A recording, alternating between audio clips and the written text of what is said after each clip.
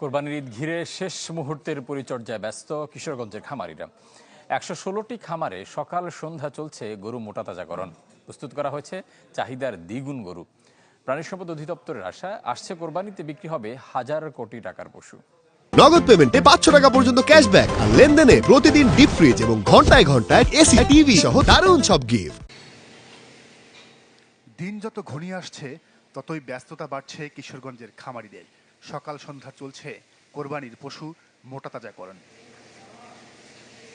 ঘাস, খড়, খৈল ভুসির মতো প্রাকৃতিক খাবার খাইয়ে গরু প্রস্তুত করছেন খামারিরা।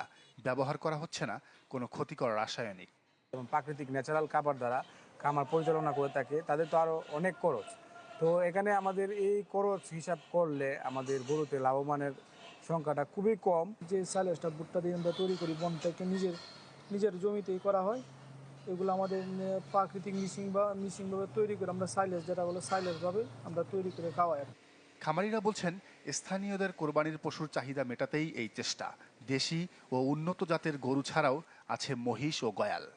অনেক বিভিন্ন লোক ব্যাপারীরাও আসতে আছে, দেখতেছে, নিতেছে। খুব ভালো ভালো গরু আছে, সুন্দর সুন্দর। ভালো করে বেঁচে কিনা পাঠিয়ে দুধ হয়তো আয়া নেয় বসে বসে। আর আমি আজ 7 বছর ধরে কামারে আসি, কাজ করতেছি।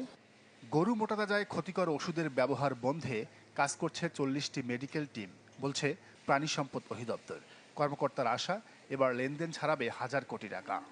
প্রতিটি গবাদি পশুর হাটে আমাদের মেডিকেল টিম থাকবে এবং আমরা 40টি মেডিকেল টিম গঠন করেছি, যেখানে স্থায়ী এবং অস্থায়ী প্রায় 63টি আমাদের হাট এখানে হবে বলে আমরা আশা করি।